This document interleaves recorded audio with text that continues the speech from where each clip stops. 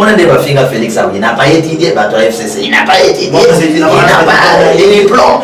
Mais les locaux, bah les choses vont comment changer. Oh non, c'est président de la politique actuelle. Nous n'avons pas une politique assise où il y a un message, c'est le plan spirituel, politique, scientifique. Donc, ceux qui n'ont pas sa révélation, ton message sur le plan politique, ce n'est pas comme analyste. Je reste toujours dans l'arrangé à la sauver, un grand prophète et qui touche tout. Parce que la bataille à lobby, la politique, vous servez, c'est notre devoir, mesdames et messieurs, bonjour. Bienvenue à vous tous qui avez l'occasion de nous suivre, surtout le Gasset TV 100% chez votre humble serviteur des Caribachias. Nous vous proposons cette émission, Salon des Savoirs. Salon des Savoirs, c'est une émission caractère socio-culturel. Nous parlons de tout dans cette émission. Nous parlons de la politique, nous parlons de la culture, nous parlons de l'environnement, nous parlons de tout est lié à la République démocratique du Congo. Nous parlons de ça dans cette émission. Sur ce, vous avez compris, nous sommes venus ici dans le bureau. Le pasteur de la République démocratique du Congo, il est connu à l'étranger et actuellement à Kinshasa. Nous sommes venus avec lui.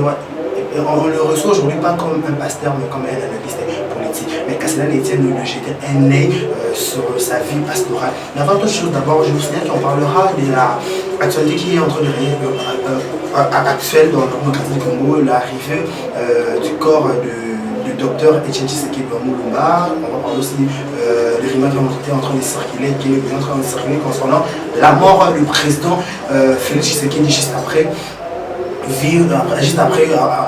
récit le corps de son père. Je vous dis merci, je dis un grand merci à cette grande équipe technique qui travaille dans cet avant-midi, qui est chapeauté par celui qu'on appelle Flory, merci à ton derrière la caméra. Je dis un grand merci à celui qu'on appelle Cordon, lui c'est Tommy Jordan, je te dis un grand merci, je te dis bonjour. Donc moi je vous présente celui que je reçois pour aujourd'hui. Quand je tombe autant au monde, Daniel Okundele Biso Wapi, on est au Luka, qui vous tenir à 1 million, il y a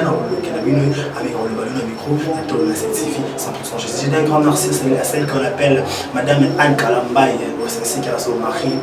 Carlos Kalambaye, je dis un grand merci. Le passeport, où je l'ai lié ça, Cheikh Batali, merci à mon fils Cheikh Batali, merci aussi à celle qu'on appelle Erika Boumoukabichi.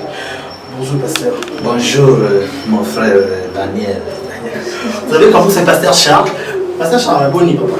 Non, et l'homme à vengeance à Zobatela, papa Charles Lego, parce que mon salaire pour ça, là, dans Boga, ils en ont belé. D'aller belé à bas chantier, n'a pas problème, n'a pas complication, pas politicien, pas tiki. Il faut que des hommes spirituels très très forts, le la messager à vengeance pour encore décanter situation, afin que tout côté à une vraie indépendance, au bisou tous en vengeance, pourquoi vengeance? Oui, vengeance azali, message à troisième temps.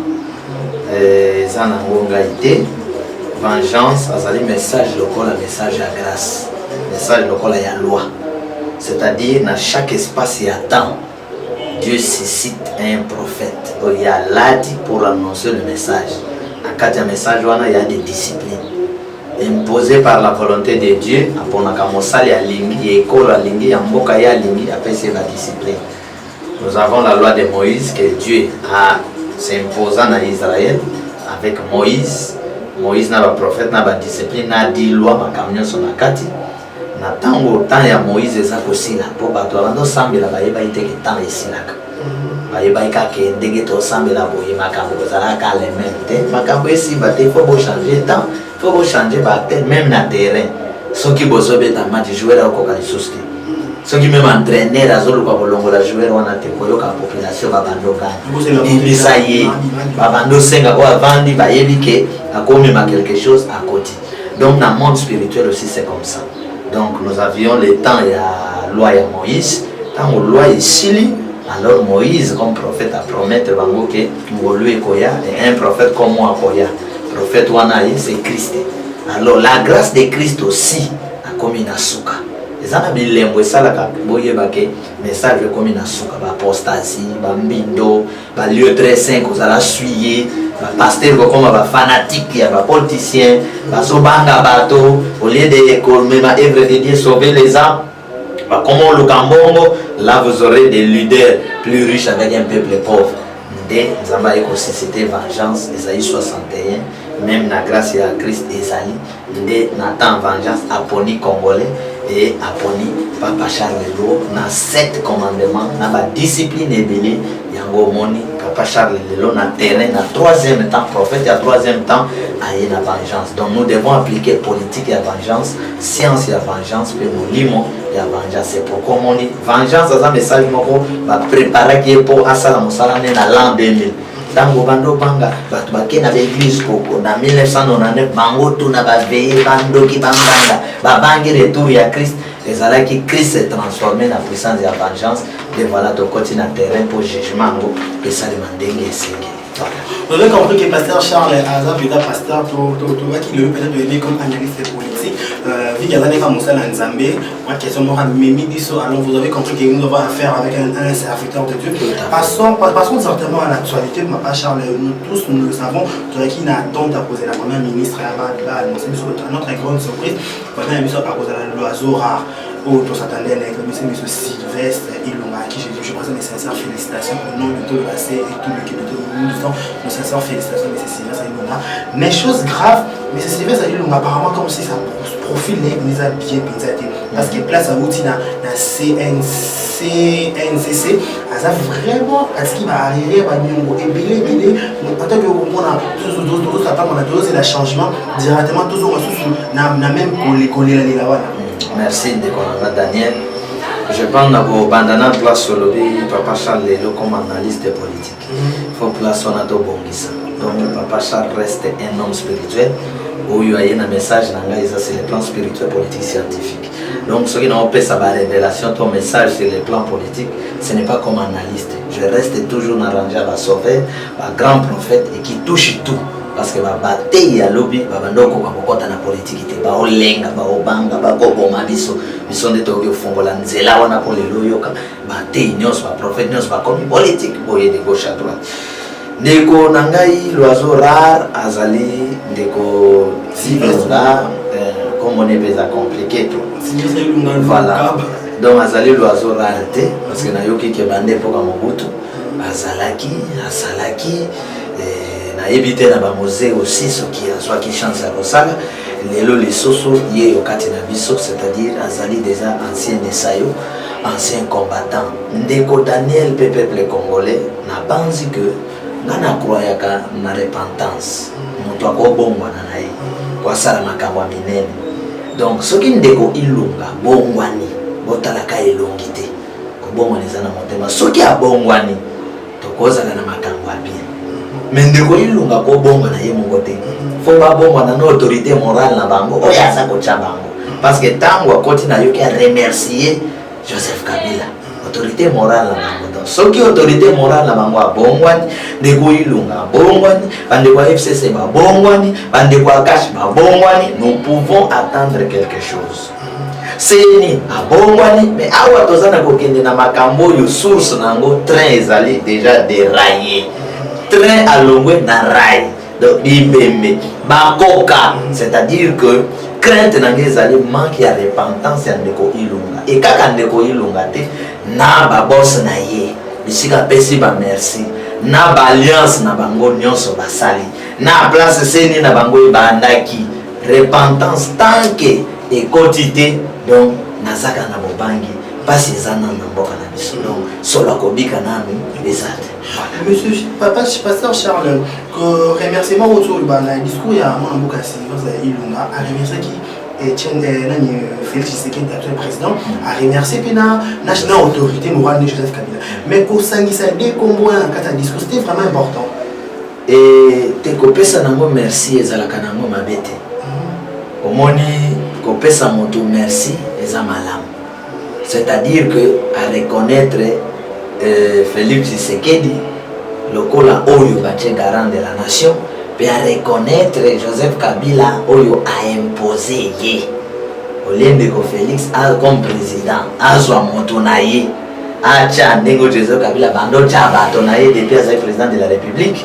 Donc, on a que ça merci na Oyo Penza Poniye que Yondo Zako comme premier ministre. Alors, qu'on peut s'en merci. Na malamu asalio. Papa, tu sais, bêtis, on lit, bah, comment casse, ma vie n'est pas grosse, ça va lui aller dans la casse, c'est comme moi, attends, la coalition. Bazo beta mama bako makasi pour na nini. Tombe sanaki na mboka ya moto moko kozwa président bokomisi Dieu ya mboka ok na mwene du tosali mo pont na yo ya 2 mètres président de la République sous le haut patronage ndenge tosala no émission okoyoka sous le haut patronage ndenge na tu message ya banjo sokoyoka likolo sous le haut patronage non c'est-à-dire que tokoma na niveau oyo ke mon frère yo moto sali malamu to remercier to bimisi pensa que robot oyo de Daniel Montassali pensez pour masquer voilà donc net nde naza lelo prophète ya messager ya vengeance oyo activer l'esprit ya bato ba église lelo elamuki lelo message ya vengeance esimbi ekoti ba gêne tout lelo ba lauki sur le plan spirituel politique scientifique pour que na mboko tozobenga Congo tout puissant. Pourquoi pas qu'on reconnaître que non les Kambo eza kimba. Pourquoi pas qu'on reconnaître non les Kambo eza intel. Tala le Dieu grand créateur. Oyoka kasoki batuni. Nani abimisa ibana Israël et Égypte. Au lieu de le banzambe, to le banan Moïse.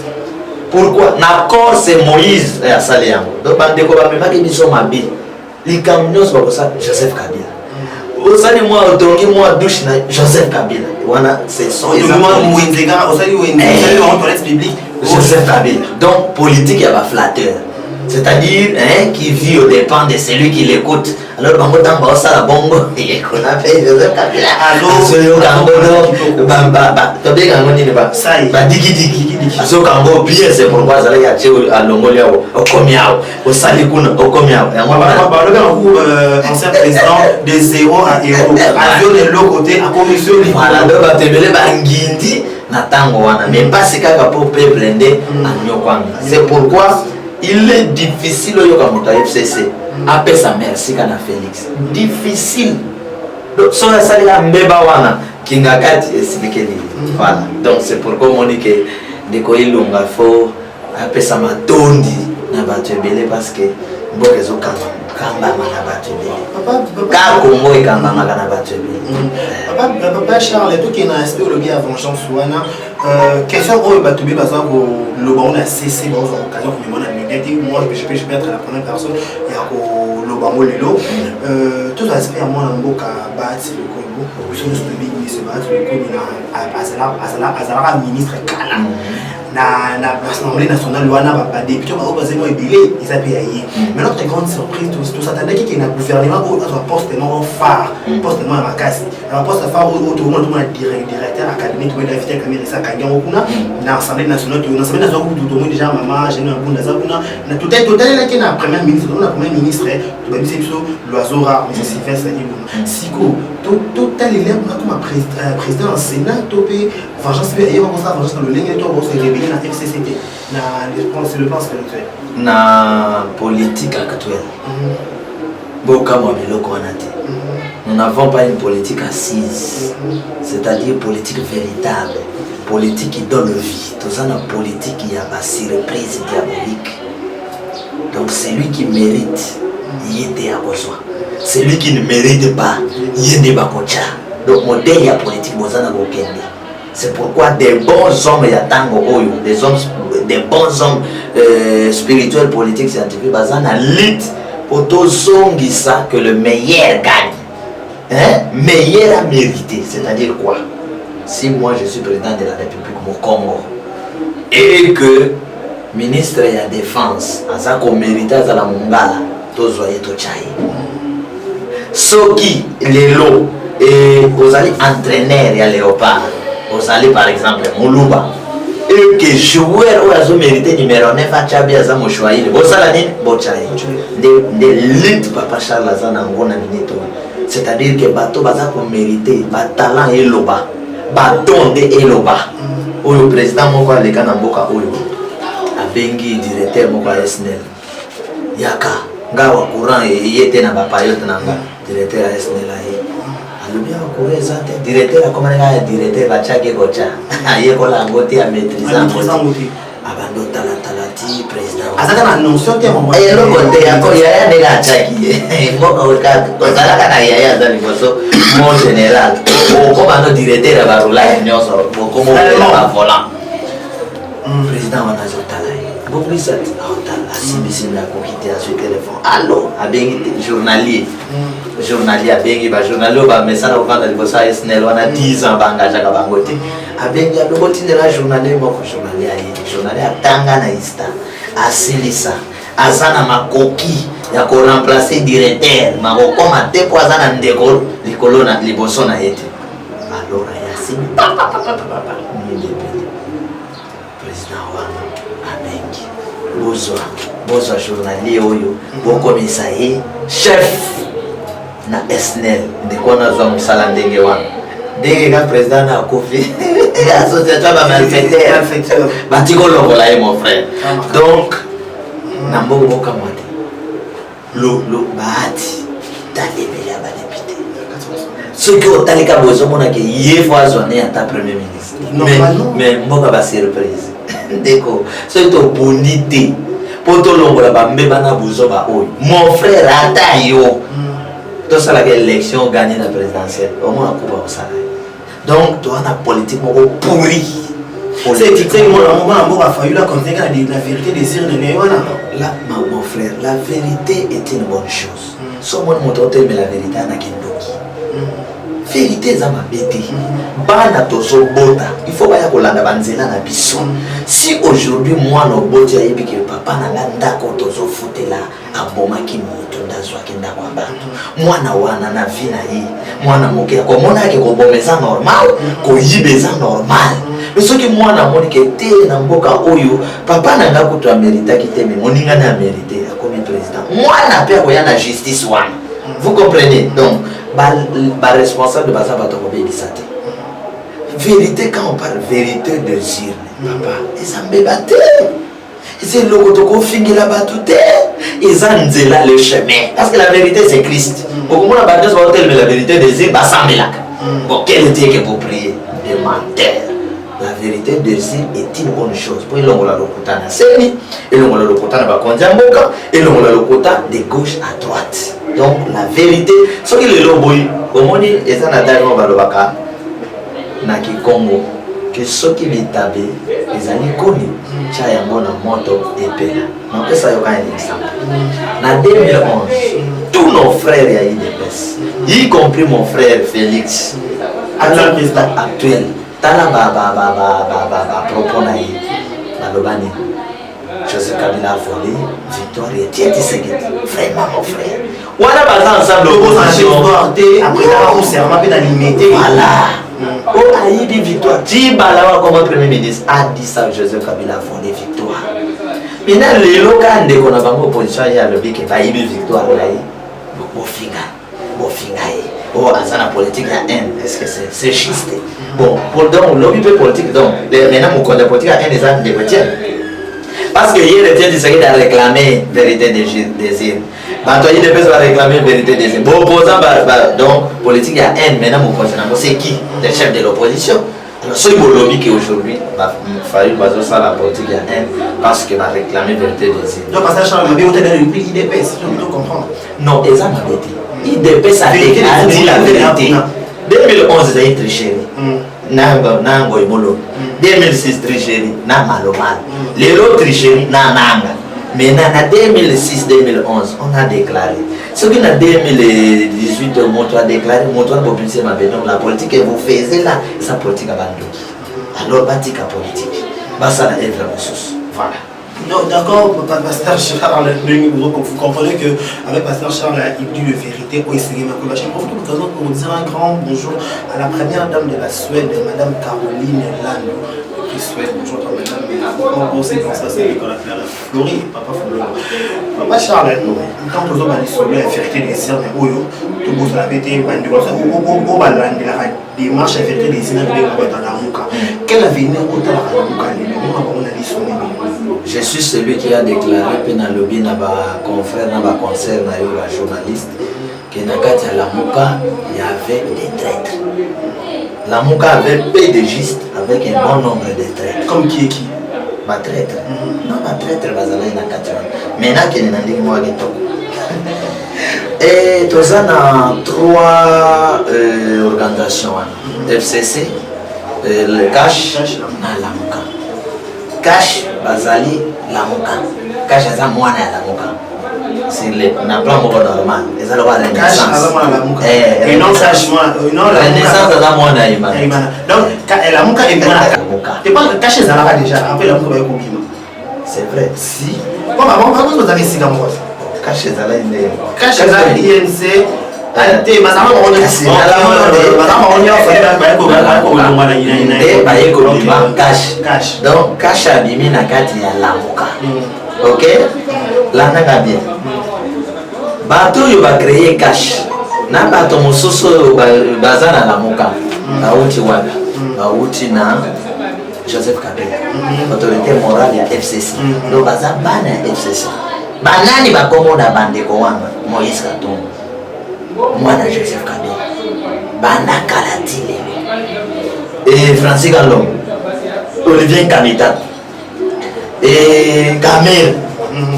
Wana bato wana bokita bo mata soki ba BFC bina ke bakabana Joseph majete prétendant MP ba bibina PPD wana bino ata bondimi biso na molimo to moni na ngo ko bana bangote to moni na ngo ko bana bangote. Vous comprenez? C'est-à-dire que la politique a ses stratégies. Pas monter qui ma stratégie pour comprendre que le peuple a souffert pendant 18 ans. Pour salir, pour satisfaire le peuple.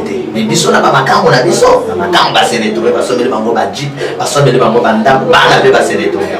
Le rendez tozo que les méchants wana quand on est koya ko risquer et compliquer la situation to tonga banda to perdre banda ba monta tout de ba belle. Toza ko benga wana la muka wana cash wana na FCC ça va tout de ba belle. Alors ndako fond na bango FCC de ba monter biloko nyonso na raison ya ko détruire opposition ya ko détruire IDPS pour parler déjà babala hier bana pe babota. Alors la monnaie que force tikala kwa ndako. Alors koto yo baye mwana yo opposant moko Félix c'est le plan physique hein na bana yo opposant on a ba misusu lokwa ba o ba sale ba alliance na IDPS ba Martin Fayulu tout ce monde va comprendre qu'il y a quand même des hommes forts et un peu crédibles kuna na kati. Donc quand on a ce bazu bokonzi et koya makasi alors DA ke na la muka donc DA wana de Kagame na de Moïse. Vous comprenez? Bazaba e makasi o bakenda ki kuna. Tango ba ke kuna le ba petit rubrique nous allons ba calculer à FCC. Petit rubrique ti waouh moni tango to ke kuna ko ba poni Fayulu.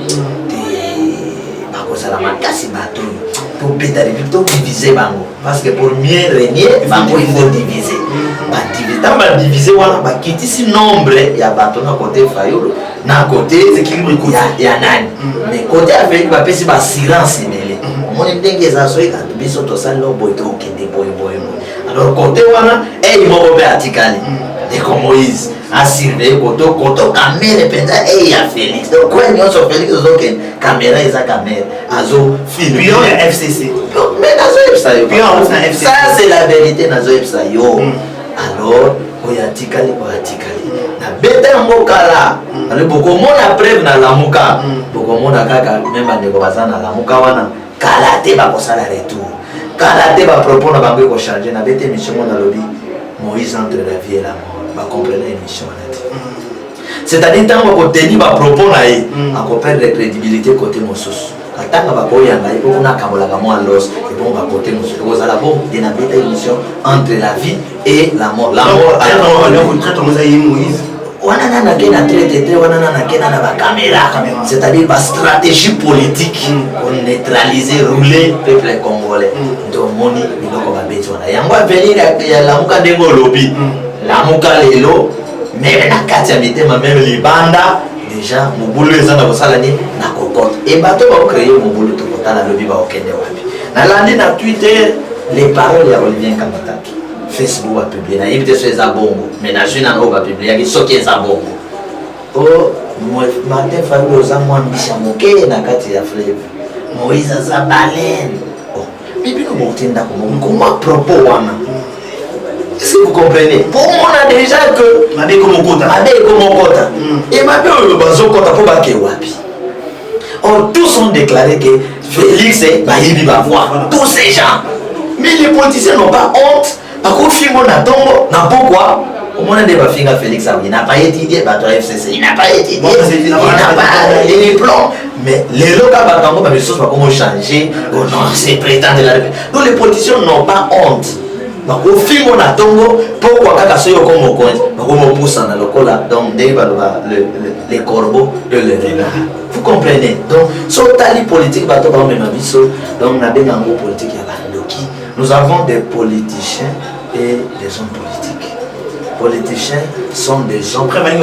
Le politique, c'est du monde des intérêts. Ils sont des intérêts, carrément, il faut céder. Mais on a politique à Bandoki. C'est pour ça qu'il y a intérêt, il y a la politique, c'est la population.